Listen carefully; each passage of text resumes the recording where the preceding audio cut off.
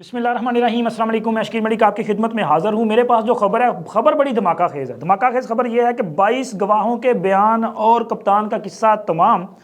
Confirm उम्र कैद या फांसी। और इसके साथ साथ जनाब चीफ जस्टिस काजी फ़ायज़ ईसा ने भी एक बड़ा केस खोल लिया है। कौन सा ये केस है और इस केस के क्या असरात मुरतब होंगे हमारे आइंदा आने वाले अयाम पर, मुल्क की सियासी सूरत हाल पर और दीगर अमूर पर, इन तमाम अहम अमूर पर आपके साथ जो है तफसील के साथ वीलॉग में बात करनी है। लेकिन उससे पहले दरख्वास्त है कि हमारे इस चैनल को सब्सक्राइब कर दें, लाइक कर दें, वीडियो को शेयर भी किया करें और बेल आइकॉन के बटन को प्रेस ज़रूर कर दें ताकि हमारी वीडियो सबसे पहले आपके पास आए। तो जनाब वीलॉग के आगाज़ में आपको बताता चलूँ कि एक तो इमरान खान साहब के लिए अच्छी खबर यह है कि खान साहब को इजाज़त दी गई है अदालत की तरफ से कि उनके बच्चों के साथ बात करवा दी जाए। इमरान खान ने इस हवाले से दरख्वास्त दायर की थी और खसूसी अदालत के जो जज हैं जो साइफर केस की समाअत कर रहे हैं, उन्होंने अदालत ने जेल हुकाम को हुक्म दिया है कि इमरान खान की इनके बेटों से बात करवाई जाए। इससे पहले अटक जेल की इंतज़ामिया को भी ऐसा हुक्म दिया गया था, बात नहीं करवाई गई थी और जवाज़ ये दिया गया था कि जेल जो SOPs हैं उसके मुताबिक जो साइफर यानी कि ऑफिशियल सीक्रेट एक्ट के मुल्ज़मान हैं उनके लिए ये सहूलत मौजूद नहीं है, दस्तयाब नहीं है। अब देखें अडयाला जेल की इंतज़ामिया क्या इस पर मौक़िफ़ लेती है, वो बात करवाती है या नहीं करवाती। लेकिन मैं ये बात ज़रूर करना चाहता हूँ कि इमरान खान अगर अपने बेटों से बात करना चाहते हैं तो फिर अपनी बेटी का नाम क्यों नहीं लेते, वो ट्रियान वाइट का नाम क्यों नहीं लेते जो उनके बच्चों के साथ ही मौजूद है। मैंने अपने कई व्लॉग्स में इसका जिक्र करता हूँ और जब तक ये मामला चलता रहेगा तब तक मैं ये बात दोहराता रहूँगा और याद कराता रहूँगा खान साहब को भी और उनके चाहने वाले यूथियों को भी कि अपने कप्तान से कहो कि अपनी उस बेटी को भी एलानिया तौर पे पाकिस्तान में तस्लीम करे जिसे कि कैलिफोर्निया में तस्लीम किया जा चुका है, जिसकी गार्डियनशिप जमैमा खान के पास है। वो जमैमा गोल्ड स्मिथ जो कभी इमरान खान की अहलिया मोहतरमा थी और आज उन्हीं के साथ इनके दोनों बेटे कासम और सुलेमान भी रिहाइश पजीर हैं, तो लिहाजा वो बच्ची भी उन्हीं के साथ है। तो उनके साथ बात क्यों नहीं करते? तो हिम्मत दिखाएं, हौसला दिखाएं और उनके साथ भी इनको बात करनी चाहिए। और इसके साथ साथ जनाब खान साहब को इनके अपनों ने आंखें दिखानी भी शुरू कर दी हैं। वो कौन इनका अपना है जो इनको आंखें दिखा रहा है? वैसे इमरान खान वो पाकिस्तान की सियासत का ऐसा करैक्टर है कि इस बंदे ने अगर किसी के साथ वफा नहीं की तो इसको भी जितने मिले हैं सारे के सारे बेवफा मिले हैं। वो सारे के सारे जो है दगाबाज मिले हैं। सब ने जनाब मौके पे चौका मारा है, फ़ायदा उठाया है और जनाब उसके बाद फिर इमरान खान पर रगड़ा लगाया और निकल गए हैं। उनमें जिसका मर्जी आप ना लें, आप उस्मान डार से शुरू हों और आप आ जाएँ अभी तक जनाब वो जो फ़ारूक हबीब साहब थे, सदाकत अब्बासी साहब थे, और अभी तो इस लाइन में और भी बड़े लोग आने वाले हैं। अभी तो जो किस्से और कहानियाँ खावर फरीद मानिका साहब बयान करेंगे और वो जो बयान सामने आएगा वो रोंगटे खड़े कर देगा। वो बताएगा इमरान खान की सियासत ही नहीं, ये नेचर भी इनकी बताएगी कि ये किस तरह के इंसान हैं। तो खैर उस पर मैं अभी ज़्यादा बात नहीं करना चाहता, किसी और व्लॉग में इस पर डिटेल के साथ बात करेंगे, वो आएगा। और लाइन में तो शेख रशीद भी मौजूद है, वो भी कहते हैं कि भाई मुझसे भी अगर कुछ कहलवाना है तो कहलवा लें, लेकिन वो कहते हैं कि आपने कहना है तो कह दें। अब देखें क्या होता है। लेकिन दूसरे जनाब सदर आरफ अलवी साहब का मैं जिक्र करना चाह रहा हूं कि अलवी साहब ने भी इमरान खान को आंखें दिखा दी हैं और वो कहते हैं ना चल पुत्र निकल, तो ऐसे ही किया है। इमरान खान साहब ने खुसूसी तौर पे अपने वकला को ईवान सदर भेजा था कि जाएँ जाके सदर साहब को मेरे हवाले से ये पैगाम पहुँचाएँ कि जनाब अली आप मुल्क के आइनी सरबराह हैं और अपना किरदार अदा करें, यानी कि मेरी जान खुलासी करवाएं, मुझे यहाँ से बचाएं। ये सैफर साजिश केस मेरी जान ले जाएगा। 9 मई के जो साजिश के केस हैं ये मेरे लिए अजाब बन जाएंगे, तो लिहाजा मेरे लिए कुछ किरदार अदा कर दें। आप एस्टेब्लिशमेंट और सियासी पॉलिटिकल फोर्सेस जो हैं उनको इंगेज करें और मुल्क में कोई ऐसी सहूलतकारी का बंदोबस्त फरमा दिया जाए कि जिससे वो इनको फेस सेविंग मिल जाए। लेकिन सदर साहब ने बातें सुनने के बाद वही रटा रटाया जवाब दिया है कि मेरी तो सुनता कोई नहीं। और भाई सुननी आपकी किसनी है? आप अगर सदर बन के काम कर रहे होते तो आपके पास इज्जत भी होती और वकार भी होता, लेकिन आपने सदर बनने की बजाय यूथिया बनने को तरजीह दी थी। और माजी में जो कुछ अभी माजी करीब में भी आपने जो कुछ किया है अब उसका यही अंजाम है कि आपको कहीं से घास नहीं डाली जा रही और आपको अहमियत नहीं दी जा रही। हाँ, अब आप जो है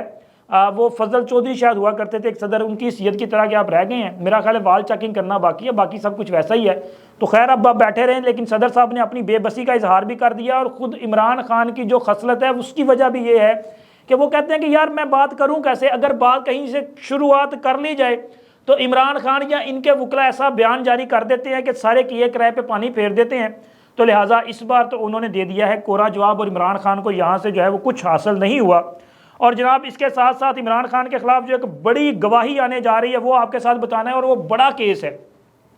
وہ سائفر کے کیس میں اتنی بڑی گواہی ہے کہ عمران خان کا اس میں بچنا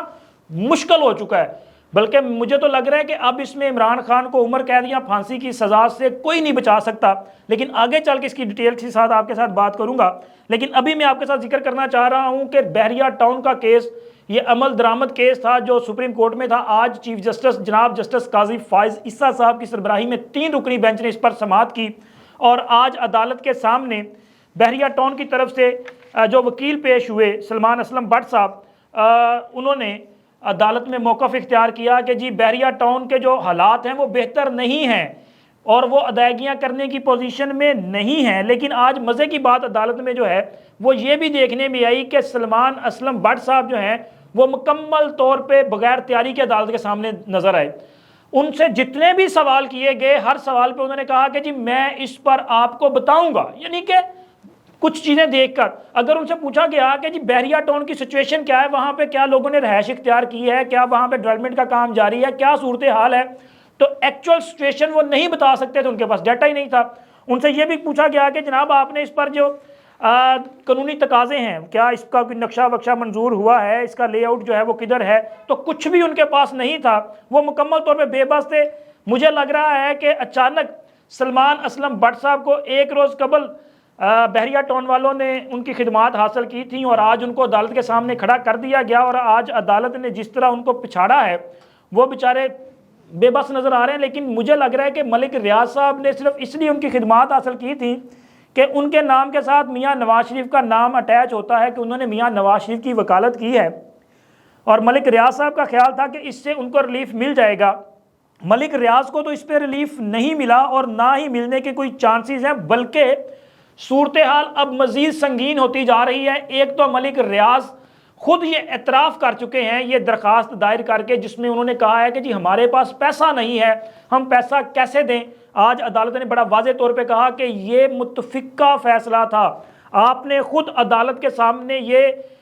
آفر کیا تھا پیسہ، اور آپ کی آفر کے بعد یہ فیصلہ کیا گیا، اب آپ اس سے انکار نہیں کر سکتے، اور اگر اس سے انکار کریں گے تو پھر کیا ہوگا؟ پھر جناب پاکستان کے سب سے بڑے قبضہ مافیا جو فراڈیا ہے، جو پاکستان کا ایک طرح سے ڈان ہے، ملک ریاض، یہ جیل میں جائے گا۔ کیوں جائے گا؟ کیونکہ اس فیصلے میں لکھا ہے کہ اگر بحریہ ٹاؤن نے رقم ادا نہ کی یا ڈیفالٹ کیا تو پھر ان کا کیس نیب کے حوالے کر دیا جائے گا، اور نیب کے حوالے کرنے کا مطلب آپ سمجھتے ہیں کہ سیدھی سیدھی گرفتاری اور ایک لمبا ریمانڈ۔ اور پھر آپ سوچیں کہ جب ملک ریاض گرفتار ہوں گے تو کون ہوگا جو ان کو جناب صبح اٹھتے ہی ان کا چیک اپ کرے گا؟ کون ہوگا جو ان کے لیے جوس پیش کرے گا؟ کون ہوگا جو ملک صاحب کو بتائے گا جی اس وقت آپ نے پانی پینا ہے، اس وقت آپ نے کافی پینی ہے، اس وقت یہ پھل کھانا ہے؟ یہ پھر تو وہ لگژری لائف نہیں ملے گی نا وہاں پہ، اور جو لوگوں کا لوٹا ہوا مال ہے وہ واپس کرنا پڑے گا۔ اب مجھے لگ رہا ہے کہ ملک ریاض اور بحریہ ٹاؤن جو ہیں وہ برے طریقے سے پھنس چکے ہیں، لیکن ان کے ساتھ ساتھ عمران خان بھی پھنس چکے ہیں، کیونکہ عمران خان نے بھی ملک ریاض سے جو فائدہ لیا ہے نا وہ القادر ٹرسٹ کے نام پہ، وہ کیس بھی چیف جسٹس صاحب نے کھول لیا ہے۔ ٹیکنیکلی طور پہ آج کی اس سماعت میں وہ کیس بھی آ چکا ہے، اور اس پر عدالت نے ایک اور نوٹس جاری کر دیا ہے، جس میں عدالت نے یہ کہا ہے کہ یہ حکم دیا گیا تھا کہ 460 ارب روپیہ جو ہے وہ بحریہ ٹاؤن نے جمع کروانا ہے۔ تو ہم نے اخبارات میں یہ چیزیں دیکھی ہیں کہ کچھ پیسہ بیرون ملک سے بھی آیا ہے جو کہ بحریہ ٹاؤن کو دے دیا گیا یا ان کے حصے میں جو ہے وہ جمع کروا دیا گیا، جس پر بحریہ ٹاؤن کے جو وکیل ہیں انہوں نے کہا کہ جی لوگوں نے معاہدہ دیکھا نہیں ہے اس لیے باتیں کر رہے ہیں۔ تو انہوں نے کہا ہم نے بھی معاہدہ کا ذکر نہیں کیا، ہم بھی اخباری خبروں کی بات کر رہے ہیں، یہ عدالت کا کہنا تھا۔ لیکن انہوں نے کہا، بحریہ ٹاؤن کے وکیل نے کہا کہ میں اس پر حقائق آپ کے سامنے رکھ دوں گا۔ اتنی بے چینی ہے ملک ریاض کو کہ وہ خود چاہتے ہیں کہ جلدی جلدی عمران خان کے خلاف وہ گواہی دے دیں۔ عدالت نے کہا کہ ذرا صبر رکھو پتر، کوئی بات نہیں، جج صاحب نے کہا کہ ہم خود بھی ریکارڈ منگوا لیں گے، ہم ریکارڈ دیکھ لیں گے، اور اس پر نوٹس جاری کیا۔ اب وہ تمام جو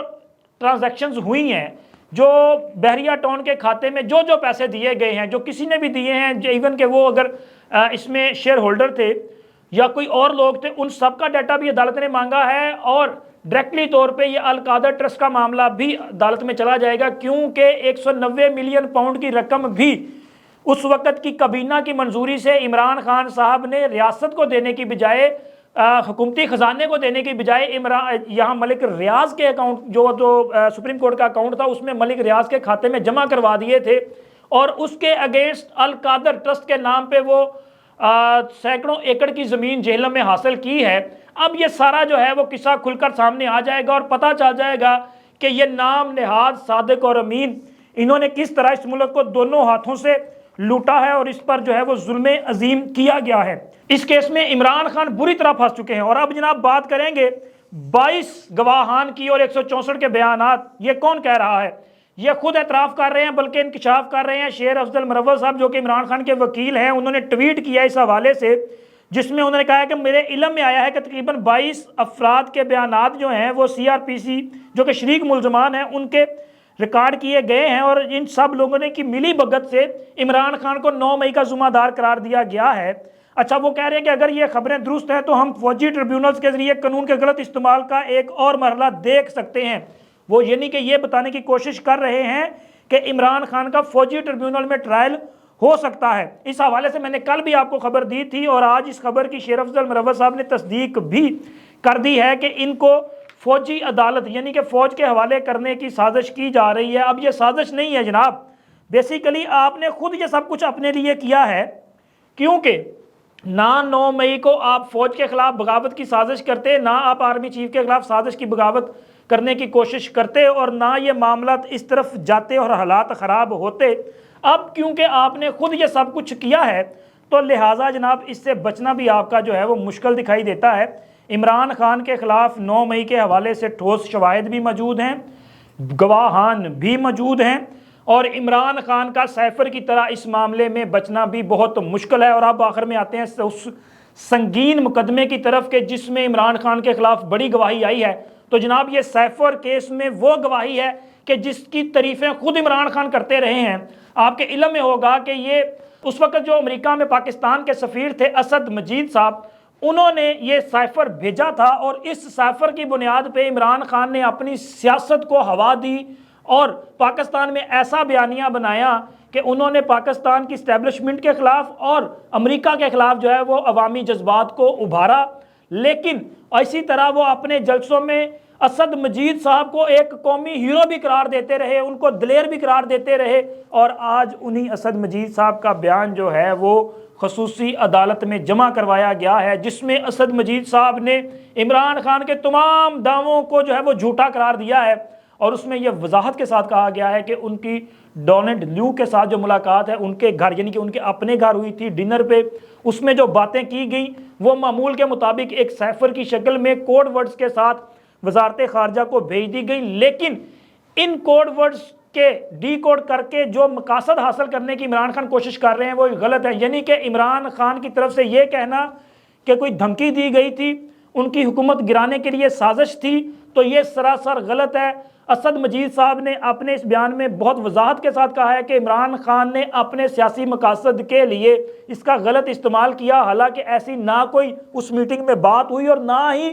اس سیفر میں ایسا کوئی تذکرہ تھا۔ اب اسد مجید صاحب کے یہ بیان کے بعد کیا عمران خان کا بچنا جو ہے وہ آپ کو نظر آتا ہے؟ آپ دیکھیں ایک طرف اسد مجید کا یہ بیان اور اس کے ساتھ ساتھ اعظم خان کا جو 164 کا بیان ہے اور سلطانی گواہ کا جو بیان ہے، ان سب کی روشنی میں اور وہ 27 دیگر جو گواہان ہیں ان سب کی موجودگی میں عمران خان سیفر کے اس مقدمے میں آفیشل سیکرٹ ایکٹ کے اس مقدمے میں سنگین طریقے سے برے طریقے سے پھنس چکے ہیں، اور اس میں ان کی سزا جو ہے وہ کنفرم دکھائی دے رہی ہے۔ آئندہ سماعت یعنی کہ 23 اکتوبر کو فرد جرم عائد ہونے جا رہی ہے، اور پھر اس کے بعد اس پر جو ہے وہ قانون کے مطابق ضابطے کے مطابق جرا کی جائے گی، یعنی کہ گواہان کے بیانات قلم بند ہو گئے، جرا ہوگی، اور ہوپ فلی کہ یہ کوئی مقدمہ اگلے 1 ماہ یا 1.5 ماہ کے اندر جو ہے اس پر فیصلہ سنا دیا جائے گا۔ اب تک کے لیے اتنا ہی، اللہ حافظ۔